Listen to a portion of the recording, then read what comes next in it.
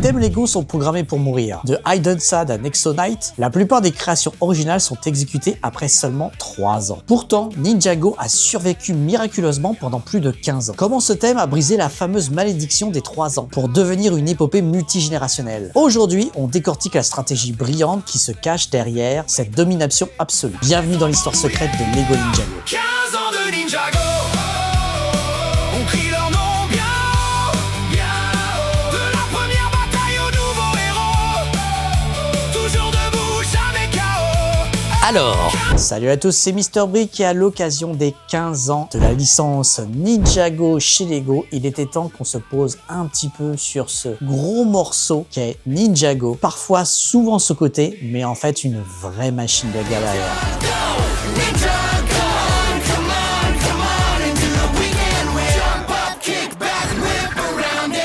L'anatomie de la malédiction des 3 ans. Pour comprendre le génie de Ninjago, il faut d'abord comprendre le cimetière dans lequel il est né. Dans l'industrie du jouet, 36 mois ne représentent pas juste un chiffre au hasard. C'est une horloge biologique implacable. Quand Lego lance une nouvelle gamme originale, elle suit un cycle de vie très strict. L'année 1, c'est le lancement, des budgets marketing colossaux, une série animée flambant neuve et l'excitation de la nouveauté. L'année 2, c'est l'expansion. Mais l'année 3, c'est quoi? C'est la zone de tous les dangers. L'enfant de 7 ans qui a adoré ses jouets à sa sortie a maintenant 10 ans. Il a grandi. Si la gamme ne réussit pas à instantanément capter la génération suivante, pour le remplacer, les ventes s'effondrent. En gros, on récap. Année 1, lancement, promo, série, gros marketing. Année 2, extension, nouveau méchant, nouveau véhicule. Année 3, c'est l'heure du verdict, prolongation ou arrêt. Du coup, quand Lego lance une grosse licence maison, une gamme avec son propre univers, ses personnages, ses méchants, ses véhicules, ses codes couleurs, c'est un investissement énorme. Parce qu'il faut créer les sets, le packaging, les moules, les mini-figurines, parfois une série animée associée, parfois une application, parfois des campagnes marketing, des magazines, du contenu digital dédié. Et tout ça avant même de savoir si les enfants vont vraiment accrocher. Le problème, c'est que le rayon jouet, il pardonne pas très longtemps. Si les enfants ne comprennent pas l'univers très rapidement, si les parents ne voient pas l'intérêt, si les sets restent en rayon, la gamme commence à glisser vers les promotions. Et quand une gamme Lego originale commence à vivre uniquement grâce aux promos, c'est rarement bon signe. Prenez l'exemple de Legend of Tsushima en 2013. À l'époque, le plan de Lego était radical. Arrêter définitivement Ninjago au bout de ses 3 ans, à son plein apogée, pour le remplacer par ce tout nouvel univers. Ils ont investi des millions d'euros dans une nouvelle série d'animation 3D, des attractions dans les parcs Legoland, et surtout dans des dizaines de nouveaux moules de têtes d'animaux ultra complexes. Mais Tsushima s'est totalement écrasé contre le mur des 3 ans. L'histoire de ces tribus d'animaux n'a pas su évoluer avec son public de l'époque. L'enfant qui avait adoré la saison 1 a très vite trouvé ça trop gamin en grandissant. Le résultat, les ventes se sont complètement effondrées. Lego s'est retrouvé avec des montagnes d'invendus et des moules d'animaux beaucoup trop spécifiques pour être réutilisés dans d'autres gammes. C'est toute la cruauté de cette malédiction. Créer un univers de toutes pièces, ça reste un pari financier monumental. Face au fiasco de Shima, Lego a dû faire marche arrière en urgence et a donc décidé de ressusciter Ninjago, prouvant une bonne fois pour toutes que la survie d'une gamme originale ne tient qu'à un fil. Parce que contrairement à Star Wars ou à Harry Potter, où la nostalgie garantie des ventes minimum pendant toutes les saisons, les thèmes originaux obligent Lego à tout payer de sa poche. Les scénaristes, les animateurs et surtout de nouveaux moules en plastique qui coûtent une fortune à usiner. Si les enfants n'accrochent pas à l'histoire dès le début, c'est un gouffre financier absolu. Mais alors pourquoi Lego continue de prendre un tel risque? La réponse tient en un mot, Bionicles. Depuis l'arrêt de cette gamme légendaire en 2010, l'entreprise cherchait désespérément une nouvelle poule aux odeurs, 100% maison. Historiquement d'ailleurs, c'est Bionicles qui a inventé le blueprint que Ninjago allait perfectionner. Une équipe de héros aux codes couleurs strict, des pouvoirs élémentaires comme le feu, la glace et des masques ou des armes à collectionner. Bionicles est donc le père spirituel de Ninjago. Et Lego voulait absolument recréer ce miracle financier. Mais pour y arriver, ils se sont d'abord un tout petit peu perdus en route. Et c'est là qu'on touche au vrai danger des termes expérimentaux. Un enfant doit pouvoir comprendre l'univers en quelques secondes. Un parent doit pouvoir comprendre ce qu'il achète pour son enfant. Et un fan de Lego doit sentir que la gamme a une identité très solide. Si l'univers demande trop d'explications, alors il devient trop fragile. Pour survivre à ce risque financier, Lego a souvent essayé d'utiliser des gimmicks technologiques. Par exemple, Hide and Side. Sur le papier, l'idée était géniale. Mélanger construction physique et réalité augmentée, mais c'est aussi là que le piège commence. Parce qu'une fonction digitale, ça vieillit très vite. Et dès que l'application bug ou que la tablette n'a plus de batterie, bah le jouet il devient un peu inutile. Même problème côté Nexo Knight, souvenez-vous. C'était un pari ambitieux qui forçait les joueurs à scanner des boucliers numériques. Mais le concept était beaucoup trop difficile à résumer. Est-ce que c'était du château, de la science-fiction, un jeu mobile? Si un parent comprend pas ce qu'il achète, alors l'univers devient complètement fragile. Maintenant, regardons Ninjago. On a des ninjas, des éléments, des dragons, des maîtres, des méchants, des temples, des armes légendaires. En 5 secondes, même sans connaître l'histoire, on comprend tout de suite le fantasme. Et pourtant, au tout départ, en 2011, Ninjago n'avait pas commencé comme une encyclopédie de lore complexe. Il a commencé par un geste très simple, le Spinjitzu. Une toupie, une arène, un enfant en duel face à un autre enfant. C'était très simple, viscéral, physique et compréhensible immédiatement. Un jeu de cours de récréation qu'on pouvait lancer sur une table sans connaître aucune règle, qui était compliquée à lire. It's time to face the challenge. You can choose the right card, pick the right weapon, and get ready.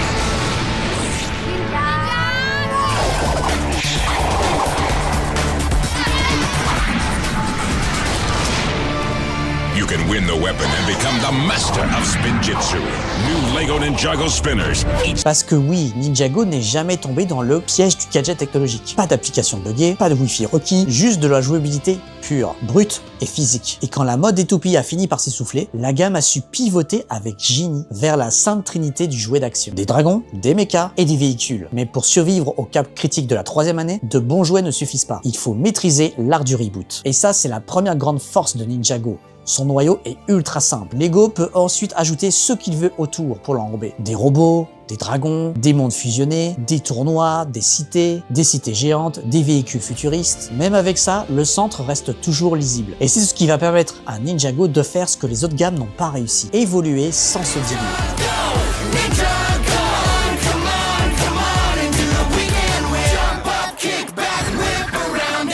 L'évolution stratégique, le soft reboot. C'est ici qu'intervient la véritable arme secrète de Lego. Pour éviter que la gamme ne devienne répétitive, les designers ont compris qu'ils ne devaient pas traiter Ninjago comme une simple histoire de ninja, mais comme un contenant vide. Pour comprendre ce coup de génie, il faut remonter en 2013, un événement crucial. Après la saison 2 intitulée La bataille finale, Ninjago devait officiellement s'arrêter. L'histoire était censée être terminée, mais face au naufrage commercial de Chima dont on en a parlé, Lego a été forcé de relancer la machine en urgence en 2014 avec la saison 3 renommée littéralement Rebooted.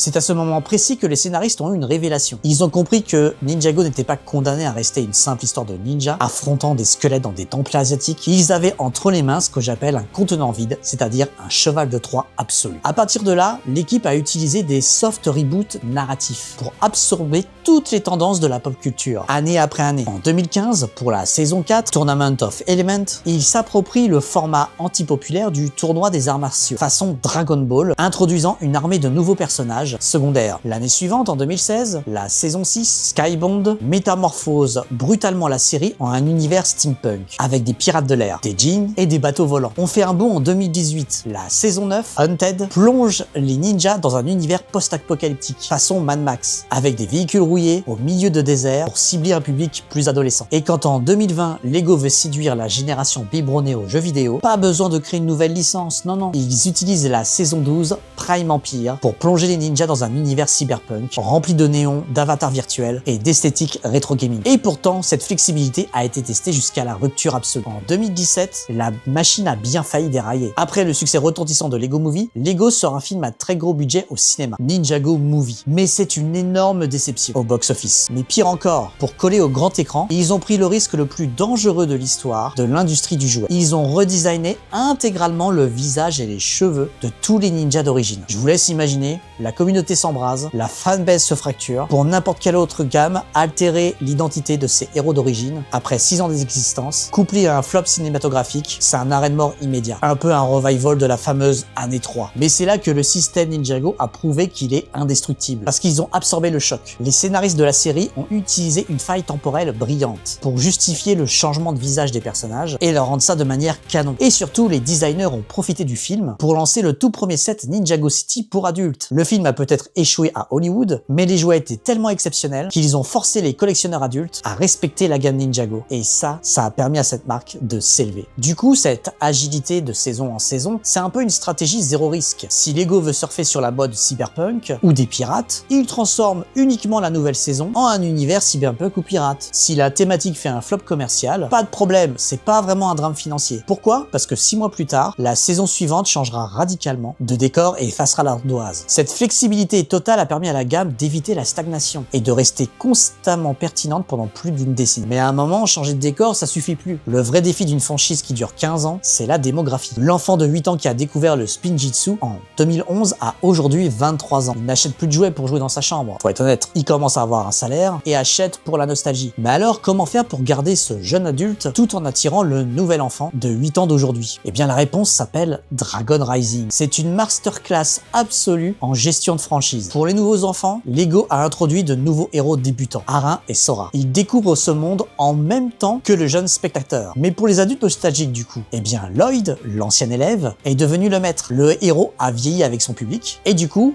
ça devient un pont générationnel qui légitime l'achat de sets à plus de 300 € par des jeunes adultes. Et tout cela est cimenté par une mécanique assez redoutable. On appelle ça la boucle de rétroaction émotionnelle. Contrairement aux dessins animés des années 80, qui n'étaient que des publicités déguisées, la série télévisée Ninjago est un véritable générateur de contexte. Vendre un dragon en plastique à 150 € à un parent, ça reste difficile. Mais si l'enfant a vu ce même dragon sauver son personnage préféré dans un épisode de 22 minutes, c'est plus du tout un simple bout en plastique. C'est une réplique narrative. La série donne une véritable âme au jouet, créant un attachement émotionnel que les autres gammes originales de Lego n'ont jamais eu le temps de construire. Et cette émotion, elle a un impact direct sur le portefeuille. Et on ne peut pas parler de cet attachement émotionnel sans évoquer le ciment invisible de cet univers, sa signature sonore. It's time for training and we're getting started. It's on, you know. And we wanna see you whip and shout it. We rock. You roll.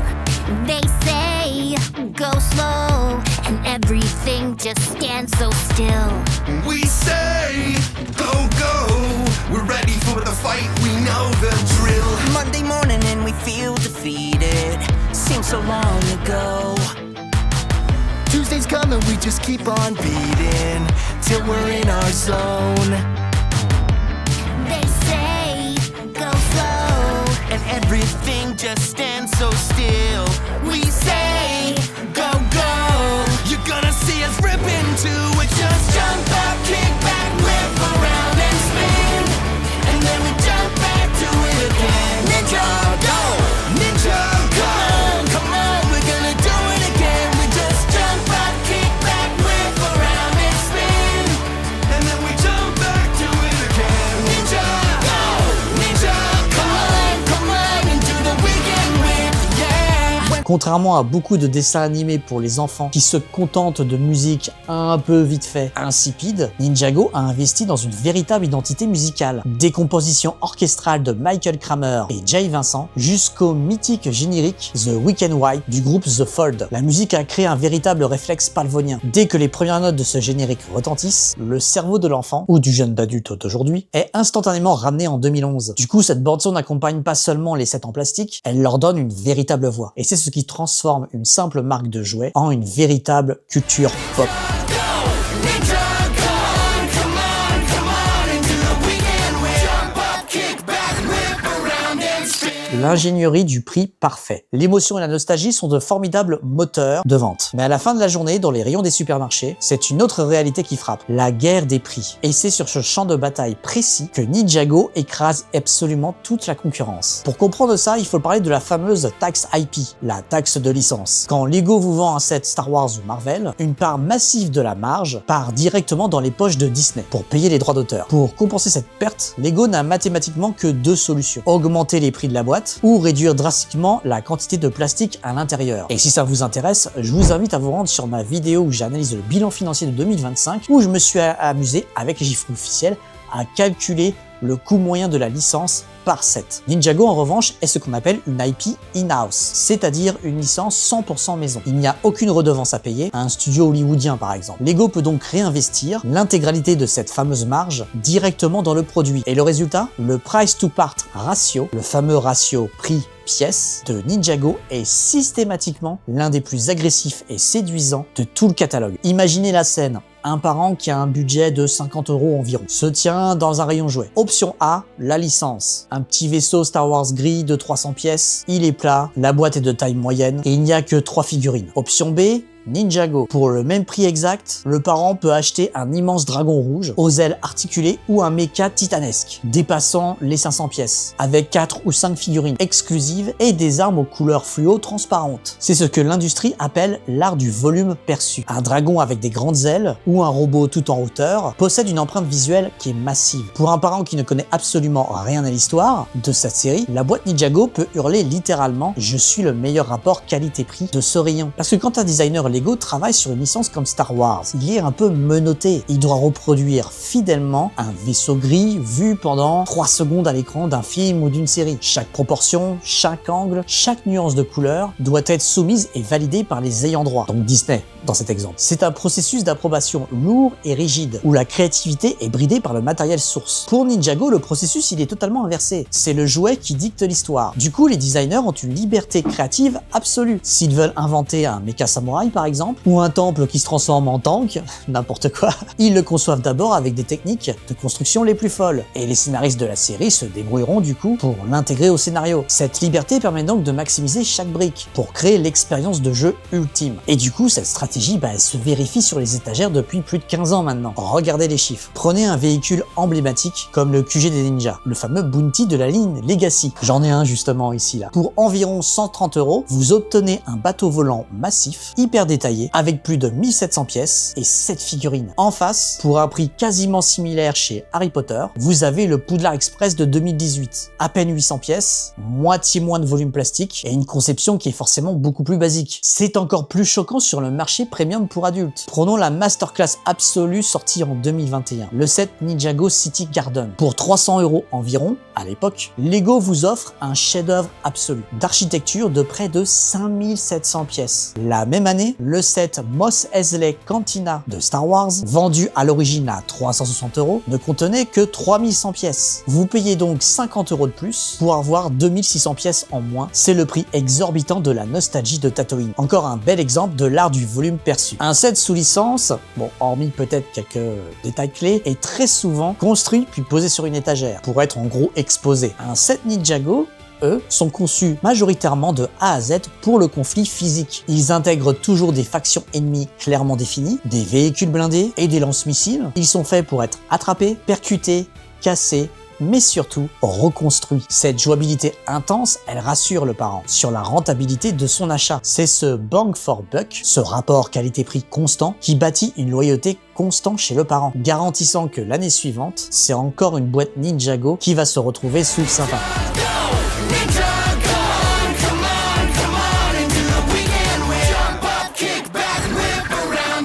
L'équilibre entre jouabilité et prestige. Séduire les parents et les enfants, c'est un petit peu la base de la survie. Mais pour durer 15 ans et devenir une légende, il faut accomplir ce que l'industrie du jouet considère comme le saint graal absolu. Réussir le grand écart entre la cour de récréation et la vitrine du collectionneur adulte. Ninjago est la seule gamme de l'histoire de Lego capable de vendre sous le même logo un robot vert fluo indestructible à 20 € pour un enfant de 8 ans, comme le combat des robots de Lloyd, et un gigantesque diorama cyberpunk de 73 cm de haut à 300 € pour son grand frère. C'est ce qu'on appelle la philosophie du double design. D'un côté, il y a le showability, des petits sets robustes, pensés pour être attrapés d'une seule main et s'écraser par terre sans s'exploser en 1000 morceaux. De l'autre, il y a le prestige, des sets titanesques de plus de 5000 pièces, utilisant des techniques de construction si complexes qu'elles frôlent parfois l'illégalité selon les standards classiques de Lego. Dans ces boîtes pour adultes, les designers ils lâchent complètement les freins. Ils utilisent des dizaines de petites biches noires alignées au millimètre près pour simuler les tuiles à arrondis d'un toit noir traditionnel. Ils détournent des pièces en forme de saucisse pour créer des balustrades architecturales. Ils empilent des plaques bleues transparentes sur des tuiles colorées pour donner une véritable profondeur visuelle à l'eau des canaux. Des techniques qui sont dignes des meilleurs créateurs amateurs, désormais vendus dans des boîtes officielles. Mais pour illustrer encore plus le Showsability, prenons un exemple concret comme le Superjet de Kay Legacy. C'est un jet iconique d'un rouge éclatant qui coûte une trentaine d'euros. Visuellement, il est fuselé et se tient parfaitement par en dessous avec une seule main d'enfant. Autre set, le combat des robots de Lloyd. Il coûte exactement 19,99 €. Il contient un robot vert fluo et doré très vif affrontant un autre robot ennemi. Les articulations sont massives, pas de petites pièces fragiles ici, ce qui illustre parfaitement l'idée du jouet.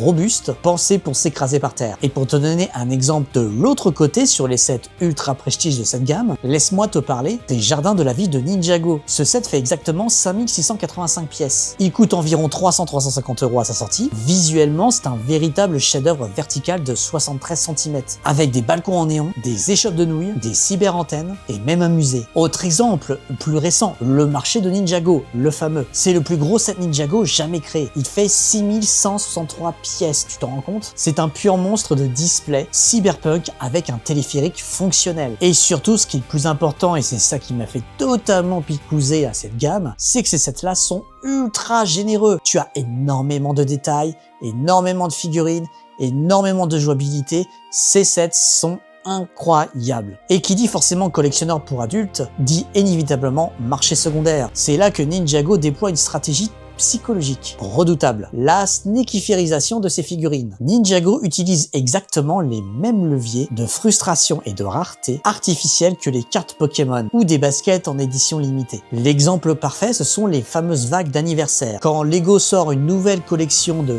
figurines Ninjago Or pour les 10 ans, qui est exclusif, ils ne les mettent pas dans une seule boîte pour que tu les achètes. Ils les dispersent stratégiquement à travers tous les sets de la saison. Du coup, si vous voulez rassembler l'équipe complète, vous êtes littéralement forcé d'acheter des sets que vous ne vouliez peut-être pas. C'est un peu le syndrome FOMO, on en avait déjà parlé, la peur de rater l'exclusivité. Les fans savent pertinemment que certaines figurines de méchants exclusifs ne seront jamais rééditées et vaudront une petite fortune sur Bricklink par exemple, quelques années plus tard. Cette spéculation transforme psychologiquement l'achat d'un jouet en un investissement à long terme, ce qui fait sauter toutes les barrières au moment de passer à la caisse. D'ailleurs, fort de ce succès, Lego a reproduit exactement cette même stratégie avec Harry Potter à l'époque, souvenez-vous. Mais le véritable coup de maître pour retenir des adultes sur une décennie, c'est l'écosystème. Un thème expérimental comme Hide Inside est une île isolée. Chaque set existait dans son propre coin. Ninjago, à côté de ça, c'est un continent. Les immenses sets premium sont modulaires, ils possèdent des points d'attache sur les côtés, ils sont conçus pour s'emboîter pour créer une ville incroyable. Si un fan dépense à peu près 300 € pour l'un de ces bâtiments par exemple, son cerveau ressentira le besoin physique et psychologique d'acheter le suivant l'année d'après ou d'économiser en tout cas pour le faire, simplement pour compléter sa rue. Du coup, on n'est plus juste sur une collection basique, c'est de la construction de monde à l'échelle d'une décennie. C'est un peu l'effet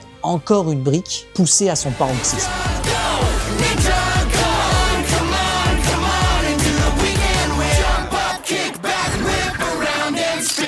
Le modèle d'immortalité. Et maintenant, on arrive au dernier étage de la fusée. Parce qu'en 2026, pour qu'un thème Lego survive à la machine à broyer l'industrie, il ne suffit plus d'avoir d'excellents sets malheureusement. Un jouet ne peut plus se contenter de vivre à l'intérieur de sa boîte en carton. Mais attention, soyons très clairs, Ninjago n'est pas une gamme parfaite. En 15 ans, il y a eu des sets de vagues un peu moins inspirés, c'est normal. Des véhicules parfois affreusement répétitifs, on ne compte même plus le nombre de motos ou de mechas rouges pour Kay par exemple, dites-le moi en commentaire si vous le savez d'ailleurs. Des prix qui ont fait parfois un peu grincer des dents, même si majoritairement les prix restaient très compétitifs. Et tout le monde n'accroche pas forcément à cette esthétique un peu surchargée de couleurs ou très fluo. Mais ce qui force le respect dans cette industrie, ce n'est pas que chaque boîte vendue soit un chef-d'œuvre, c'est que la machine du système global a été conçue pour encaisser ses erreurs, comme je vous le disais, se corriger et tenir debout pendant des dizaines d'années. Et c'est cette incroyable résilience qui explique comment la gamme a réussi à survivre à l'époque d'aujourd'hui. aujourd'hui. Avant, la formule elle était très linéaire. Un enfant découvrait une gamme dans un catalogue papier, il bavait devant au supermarché, puis il regardait le dessin animé à la télé. Mais aujourd'hui, l'attention est totalement fragmentée. L'enfant croise la licence partout. Dans une vidéo YouTube, dans un short qui défile à toute vitesse, dans une map créative de Fortnite, dans un mock impressionnant sur Instagram. Bref, vous l'avez compris, le terrain de jeu il a complètement explosé. La véritable suprématie de Ninjago, c'est d'avoir compris cela, cette mutation, et ce, avant tout le monde. Ninjago n'est plus du tout devenu une gamme de jouets basiques. C'est devenu donc un écosystème qui est global. Une franchise protéiforme qui existe sous plusieurs états de la matière en même temps. Tu peux le construire physiquement, le regarder passivement devant la télé, la collectionner frénétiquement ou la modifier virtuellement. Et l'exemple le plus flagrant de cette maturité, c'est l'intégration de Ninjago dans l'univers massif de Lego Fortnite. Pensez-y une seconde. Quand Idonside à l'époque essayait de forcer les enfants à utiliser une application souvent buggée pour améliorer le jouet en plastique, c'était une contrainte, c'était pas du tout un plaisir. Avec Fortnite, on entre dans une logique beaucoup plus moderne et organique. L'univers digital existe par lui-même. La promesse n'est plus achète le set pour jouer, mais plutôt vis dans cet univers, explore ses codes avec tes amis en ligne, puis si tu l'aimes vraiment, ramène-le dans le monde réel sous forme de briques. C'est un changement de paradigme qui est absolu. Mais un écosystème digital ne serait rien sans le carburant le plus puissant de tout Internet,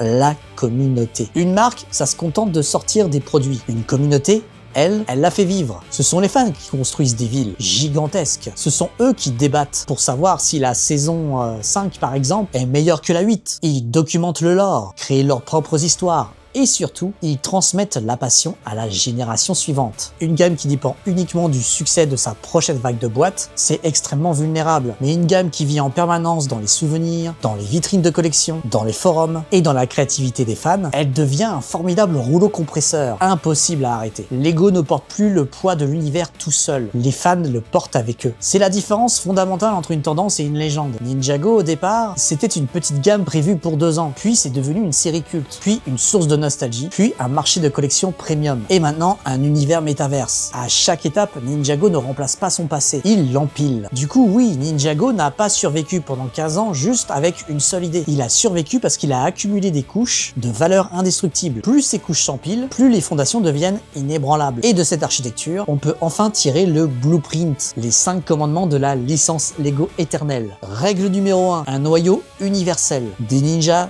des dragons, de la magie, même un enfant de 6 ans comprend la promesse en 2 secondes. Règle numéro 2, une narration flexible. Le thème doit pouvoir devenir cyberpunk, post-apo ou un peu donjons et dragons sans jamais trahir son identité. Règle numéro 3, une rentabilité physique. Le ratio prix par pièce doit rester le meilleur du magasin pour fidéliser les parents. Règle numéro 4, des portes d'entrée multiples. Un enfant de 8 ans rentre aujourd'hui par la petite boîte Dragon Rising à 20 €. Son grand frère, lui, il rentre par le gigantesque diorama Ninjago City qui peut approcher les 300 €. Et règle numéro 5, l'amplification communautaire. Quand la communauté s'approprie le jouet, la marque devient littéralement increvable. C'est à la lumière de ces 5 règles qu'on comprend l'échec des autres expérimentations de Lego. Idonside avait une esthétique géniale, mais son expérience dépendait trop d'une technologie totalement éphémère. Nexo Knights avait d'excellents designs, mais son mélange chevalier et technologie, c'était trop confus. Video était une proposition folle, mais totalement enfermée dans l'effet de mode de TikTok de l'époque. Il n'avait que des concepts. Ninjago, lui, a construit un système.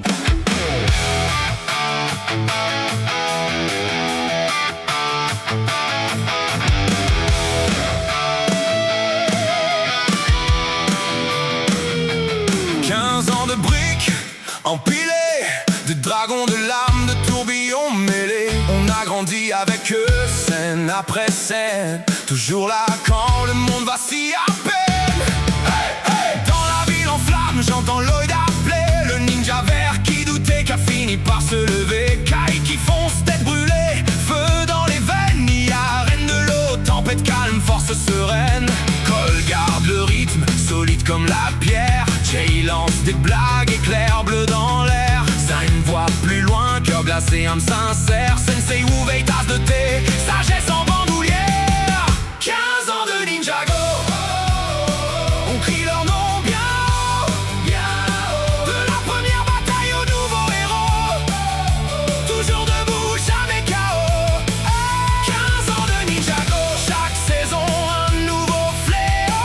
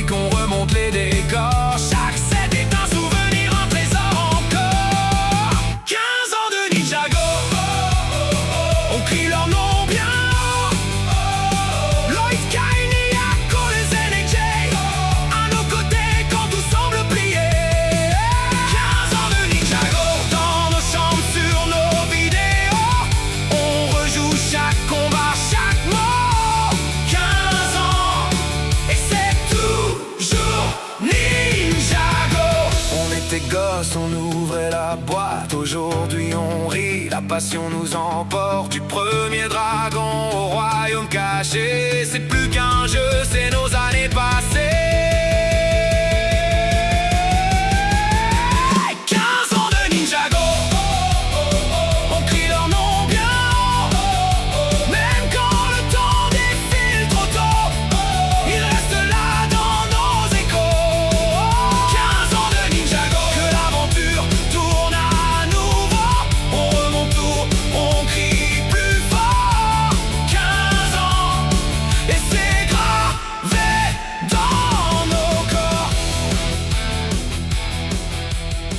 Le futur des propriétaires intellectuels de Lego ne sera pas d'essayer de créer un nouveau Ninjago tous les 3 ans. Le vrai défi pour des thèmes comme Dreams par exemple, ce sera de comprendre l'ingénierie de cette réussite. Lego Dreams sur le papier, ça a tout. De l'imagination, des designs puissants, une série animée, l'univers très identifiable. Mais à la lumière de cette vidéo, la question, c'est pas est-ce que Lego Dreams c'est assez créatif, c'est plutôt est-ce que cette gamme a l'ingénierie nécessaire pour construire une génération comme Ninjago l'a fait. Et du coup, c'est la question que je vous pose aujourd'hui. Dites-moi tout dans les commentaires. Pensez-vous que Dreams survivra à la malédiction des 3 ans? Ou est-ce que Ninjago restera une anomalie impossible à reproduire pour Lego? Et surtout, dites-moi, quel est le set Ninjago ou la saison qui a marqué votre enfance? Je lis absolument tout parce que ce sujet mérite un vrai débat de passionnés. N'est-ce pas? Si cette vidéo vous a plu, un grand merci à vous. N'hésitez pas si vous êtes curieux à vous rendre sur Netflix parce qu'il y a énormément de saisons de Ninjago. Ça vaut largement le coup, croyez-moi. J'avais vraiment envie de faire une vidéo spéciale pour les 15 ans pour partager un petit peu mon avis et un petit peu de cette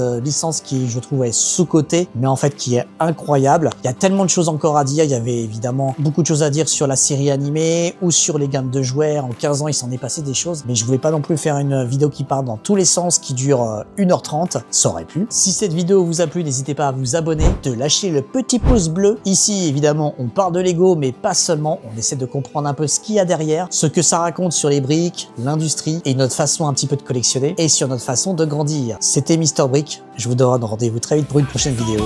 Et go Ninjago!